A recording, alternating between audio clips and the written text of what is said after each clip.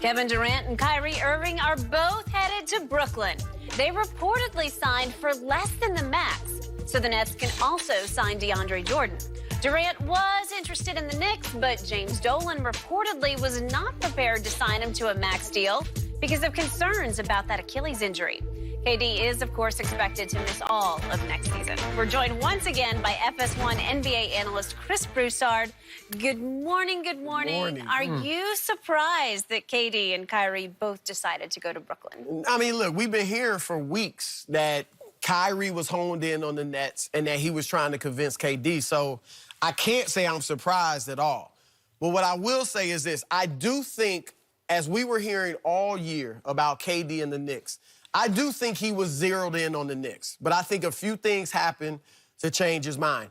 What I don't think happened to change his mind is that the Knicks weren't willing to give him the max. Like, I don't believe that, period, first of all, from talking to the Knicks after KD got hurt to talking to the Knicks today and yesterday, talking to them yesterday.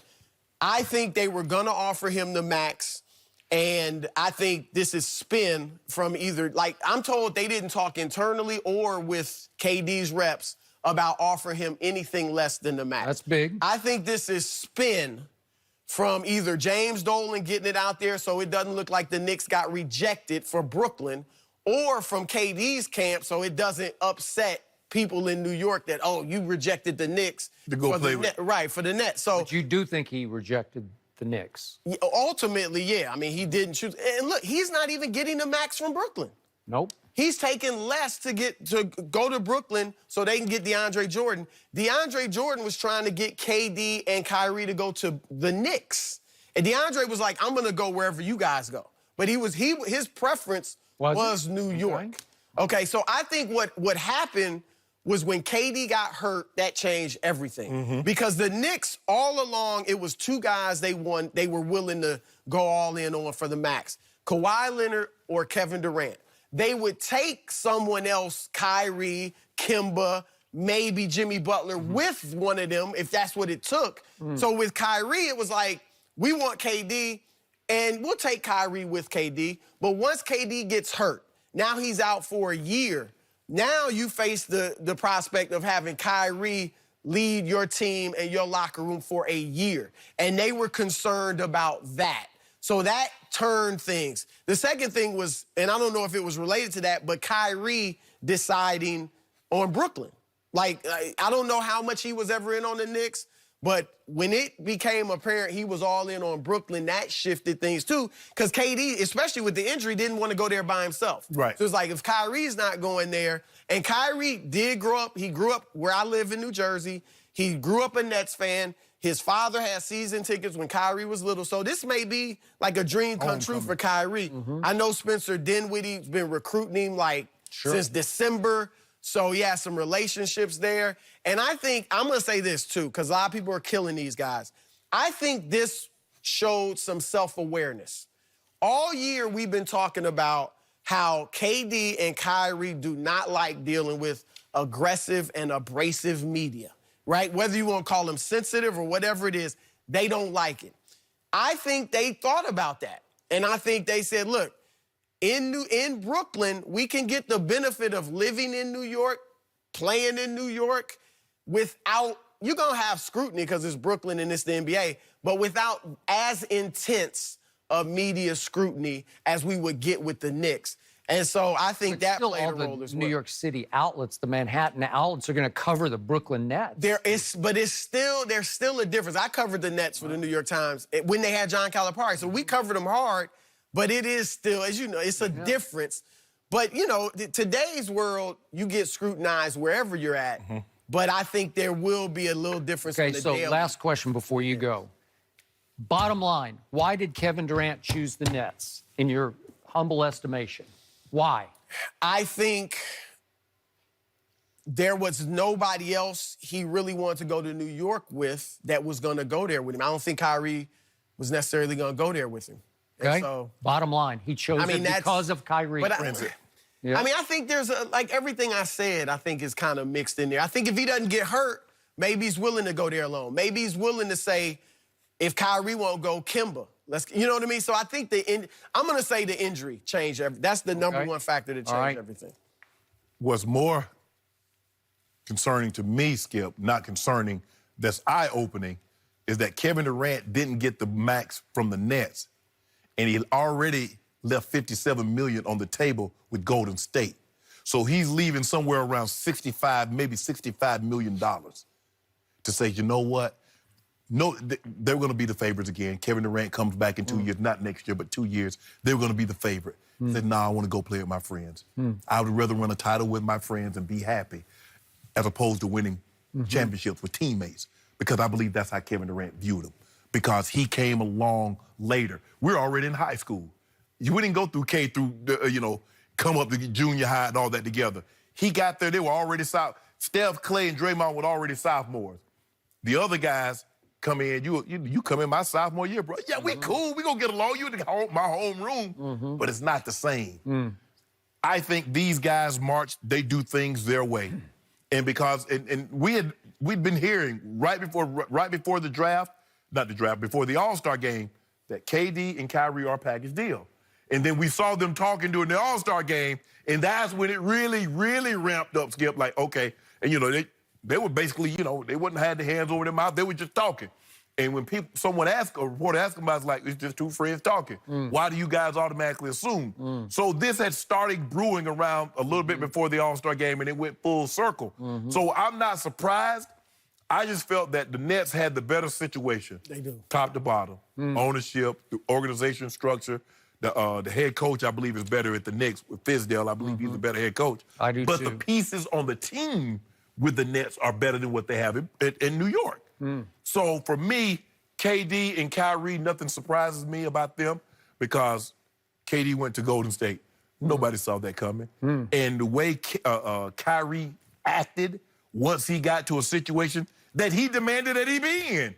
He demanded, like, if you don't trade me, Cleveland, I'm tempted to have surgery and sit out for the entire season. So a situation that he fought so hard to get into, he ruined that. So I'm not surprised at all.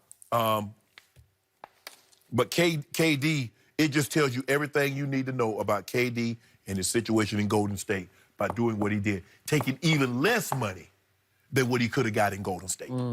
How much do you think the narrative, getting away from that narrative of that was the most important thing for him. That was the most important thing for him. Which I think you do. If he wins it with Brooklyn, then I think he totally gets away from that narrative. Although I think the narrative was dispelled to a great degree with what happened in this year's playoffs. I cannot get comfortable with this. I'm shocked by it, much more than you two are. I'm disappointed in Kevin. I think he made a huge mistake. I don't think he'll ever think that, and I'm not going to condemn him for it. But this feels like the kind of decision you make when you want to semi-retire. And I'm not saying that winning still isn't a priority, but you had a chance to go do something very special with the Knicks. They still play in the most hallowed arena in all of sports. And they still play in New York City. And they're the biggest sleeping giant in all of sports, and it's not even close. They haven't won a championship since 1973. And I think in his heart of hearts, he knew, got to do that. I got to do that. If you're talking about legacy, got to do that. But friendship won out. Yes. Because he didn't have that close friend with the Warriors. Nope. And this is his closest friend. And the closest friend is saying, Kay, I'm going to the Nets. I love the Nets. I grew up loving the Nets. I'm going here. I'm going here. And he kept beating on him until finally KD said, okay, I give up. Right. I'll follow you to the Nets. And it comes across to me like, of this partnership, the alpha is Kyrie, that he won out. That Kevin could have said, okay, I'll go it alone, or I'll go it with Kemba or Jimmy or whoever it was. But no, it's friendship. And it's sweet on a certain level, because I think they're really genuinely tight.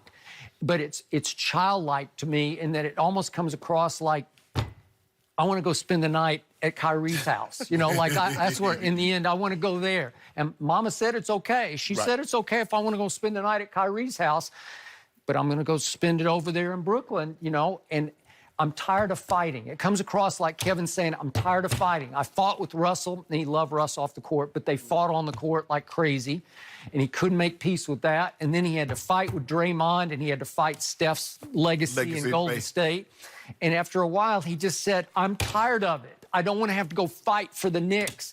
And again, they have a horrible culture, and they have the worst owner in sports. I get that. That's why that would have been the crowning achievement to his career if you can win in spite of James Dolan.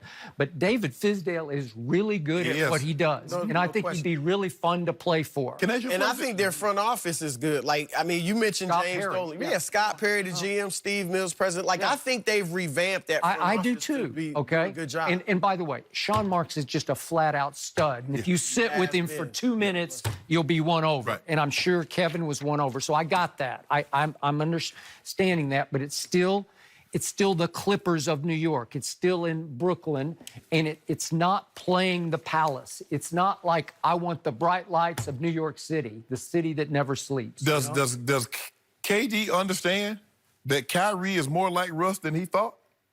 Minus the assist but and he's the a rebound? lot different, too, though. He doesn't assist the ball No, like he's Russ. somewhere in the middle. Like, it won't be like playing with Russ. Kyrie, I think, is a smarter player. I think he's... Kyrie's going to be the 1B. Like, Russ would never just be the second guy or the 1A. Right. Kyrie's been that to LeBron, and he his hated personality may be more of an alpha. And he hated it. You could be right, and they might come to hate playing with Remember, each he was other. that second. He going to be that to KD. But KD's not going to bring the ball up as much as LeBron did. Let me ask you a question. Let's just say for the sake of argument, Kyrie gets there, he drops 28, 6, and 5, gets them to the playoffs. He better get them to the playoffs. And KD comes back. Oh, he going to go to 1B, huh? He's not nearly as good as Kevin Durant. He wasn't as good as LeBron. And they won a championship. And he called LeBron and apologized. He's more mature. I think he's learned. He come after the fact, because that's easy. Now, this is nothing like Russ. Kyrie's game is much different than Russ's. Much different Yeah, than he Russ. doesn't assist the ball. He doesn't rebound the ball. It's much different. But just because you get a high number of assists, Russ' usage rate is so high, of course he's going to get a ton of assists. Kyrie got those? It's not as high as Russ's. Right? Hey, trust me on this. KD and Kyrie are at the top of the list of Moody. They're at the top of the Moody list. So what happens? So what happens with that? What we I don't know. They're going to be tough. They're going to be good. They're going to be great. I'll say this, Skip, about the whole New York Knicks thing. And you're not from New York. I'm not from New York. I do think it's overblown. Like, when I got to New York to work as a reporter, I was shocked how Knicks reporters and people in New York thought the Knicks were this special national franchise. They do. Like, they think they're the Lakers or the Cowboys or the Yankees, and they're not. So I agree with you. In New York, and because New York still dominates the media, there would have been something more to winning with the Knicks. But for the most part, nationally, I don't think people are looking at it as... Like, the Knicks aren't like the Lakers. Like, the Lakers are so great, and the Clippers are underneath them. Brooklyn, I think around the country, people won't look at it as... I'm just necessarily talking about how New York City would explode if the Knicks... It would. yeah. I've been there. We saw Linsanity explode, just because it was New York. Right, yeah, for 2 months. But they're going to be nice. Trust me. You're trying to speak evil on them already. I know who they're not going to be tougher than. Well, all they got to worry about is the East right now. Yeah. Great Come take stuff, that Shannon. We talking about the Clippers? Don't do Chris, that. we're going to get you to stick around with Don't this.